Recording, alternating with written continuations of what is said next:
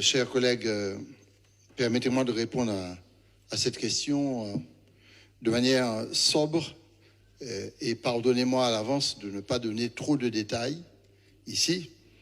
Je pense qu'à un moment donné, il va falloir qu'on rassemble les pour leur donner plus d'informations dans le détail, mais simplement parce que c'est considéré comme une attaque terroriste au niveau national. C'est cette qualification, je sais qu'il y a des avocats dans la salle. La procédure de plainte a été déposée en tant que telle.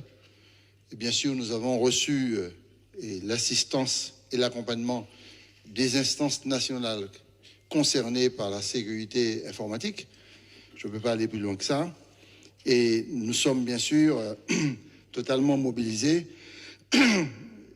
avec notre direction du système d'information. Je profite pour féliciter l'équipe, vraiment les remercier pour ce qui se fait aujourd'hui, ainsi que l'ensemble des directeurs, des chefs de service, des salariés qui subissent aux côtés des Martiniquais une difficulté majeure, parce qu'il faut être très clair, l'attaque a été violente.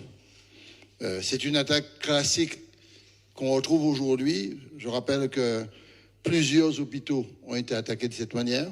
On parle de 582 en 2021. Beaucoup de collectivités ont été attaquées à un niveau plus ou moins élevé. Et pour la CTM, c'est la 6e attaque qui est faite. Nous avons trouvé une situation sur la protection du système d'information. Et à partir du mois de septembre, j'avais reçu quelques alertes, notamment une alerte que je cite, que je voudrais remercier cette dame qui nous avait écrit de Paris, c'est une Martiniquaise, il me semble, pour nous sensibiliser sur le fait, il y a à peu près 1 an et demi, sur la fragilité du système aujourd'hui de la collectivité territoriale. Et j'avais demandé au service de très vite pour trouver des solutions de protection. Et depuis septembre-octobre de l'an dernier, on a mené un travail très important. Et c'est ce travail-là qui nous a permis d'éviter une catastrophe totale, c'est-à-dire un blackout total. On est en blackout, hein, mais on a actuellement bon espoir sur le plan de reprise, compte tenu du travail qui a été fait en matière de protection. C'est le 16 mai que nous avons détecté ce qu'on appelle cette attaque, y compris le virus qui circulait. Les attaquants ont été identifiés, nous avons les noms, et nous considérons que c'est depuis le 5 mai que cette attaque a été engagée. On détecte le 16 mai, et depuis le 5 mai, le processus est engagé pour détenir, comment vous appelez ça, le cœur de quoi? Le cœur de confiance. Les informaticiens savent de quoi on parle, et la main était mise sur le cœur de confiance pendant cette période-là, et il fallait absolument s'en sortir. Nous sommes actuellement en train de travailler d'arrache-pied pour identifier tout ce qui est touché. Je dois dire qu'il faut rendre hommage à un homme, je ne citerai pas son nom, qui à 3 heures du matin s'est réveillé et il a senti qu'il y avait quelque chose qui se passait à la DSI. Et il est arrivé au service à 6 heures du matin avec son directeur. Et à 6 heures du matin, il a fermé l'ensemble des serveurs qui n'étaient pas attaqués encore pour pouvoir sécuriser le maximum. Nous sommes donc dans la phase nécessaire de diagnostic. Nous allons terminer cette phase diagnostic-là certainement à la fin de la semaine, de telle sorte qu'on puisse évaluer très concrètement les dégâts. Le processus de rançon, parce que vous savez que c'est le système, hein, c'est-à-dire on vous prend à la gorge et puis ensuite on vous demande une rançon, est enclenché, mais on n'a pas de verbalisation claire du processus de demande de rançon. Donc nous sommes dans cette phase de diagnostic en subissant le blackout, mais en nous mettant nous-mêmes aussi en blackout pour fermer tout circuit de pénétration du réseau sur les appareils qui seraient infectés, c'est le terme qu'on emploie, parce que c'est un virus, et aussi les systèmes qui ne sont pas touchés.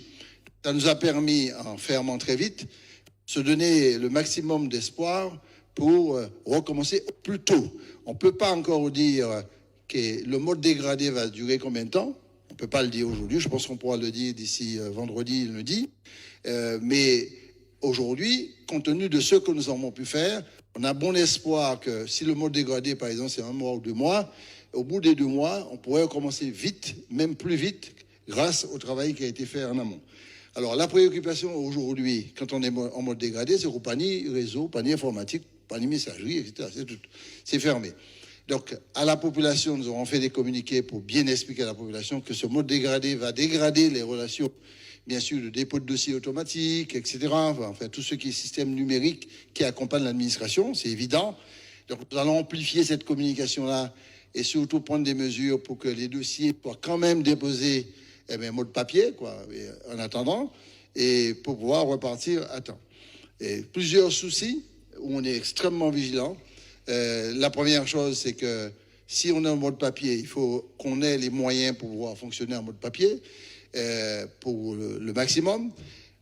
Les EPLE sont concernés parce que les réseaux EPLE sont à l'intérieur dans le système, puisque les ordinateurs que nous avons, environ, mettons 3500 ordinateurs, avec une grande partie en mobile, c'est très important pour nous, donc tout ça c'est bloqué. Et avec les EPLE, compte tenu de la période d'examen qui arrive, nous sommes obligés de trouver des solutions avec le rectorat pour que pour chaque examen, qu'on trouve des solutions d'alimentation Internet le plus précaire possible, mais le plus certain possible, de telle sorte que les enfants puissent passer leurs examens dans les meilleures conditions. Donc le travail que nous faisons avec l'éducation nationale est un travail prioritaire pour éviter que les jeunes aient des problèmes au moment de passer l'examen, puisque vous savez, toutes les questions souvent sont posées par ordinateur. Un gros travail est fait aussi avec l'APR, puisque ce circuit-là est fermé. Le blackout est dans le système logiciel qui nous lie est fermé. Donc on doit faire un travail pour éviter le non-paiement des entreprises pendant trop longtemps, pour assurer le paiement. Nous avons aussi un travail que nous faisons pour l'APA-PCH, c'est-à-dire les personnes âgées, mais aussi les personnes handicapées qui reçoivent leur dotation, qu'on puisse les payer quand même. Donc on est en train de travailler et bien sûr garantir le salaire des salariés. Bon, c'est très important pour nous. Pour le mois, ce mois-ci, mais il n'y a pas de problème. Pour le mois prochain, on est en train de travailler avec un soutien des collectivités qui ont été touchées de telle sorte qu'on puisse avoir une pratique empirique qui consiste à reprendre les salaires du mois précédent pour payer la mécanique. Bon, maintenant, ça se fait correctement. Et nous avons aussi, bien sûr, un énorme souci vis-à-vis des dépôts de dossiers, notamment de demandes d'aide aux entreprises ou de marchés publics, etc. Donc on est en train de travailler, je pense que d'ici lundi, on sera un peu plus précis sur ce qu'il faut faire, ce qu'il ne faut pas faire, et que pour les process en mode dégradé, réussir DGA par DGA à mettre en place un dispositif d'attente en attendant que l'ouragan puisse passer. Dernière chose, bien sûr, l'information du personnel. J'ai organisé une première réunion avec les syndicats, les représentants du personnel hier, de manière très ouverte, et nous avons convoqué un CST, c'est bien le terme, un CST d'ici semaine prochaine, pour que officiellement les représentants du personnel soient totalement impliqués. Ce que je demande, c'est qu'on soit dans la solidarité et l'appui total dans cette circonstance très douloureuse pour la Martinique, puisque c'est l'ensemble du système de la collectivité qui est touché.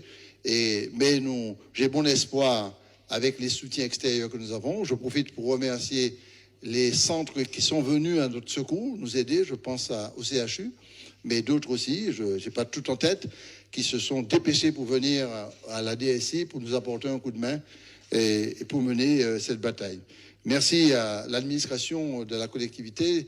Et très souvent, on dit l'administration pas performant, mais là, vraiment, on a trouvé des gens exceptionnels qui travaillent tous les jours, y compris samedi, dimanche 22 mai, de 8h du matin à 23h, 24h.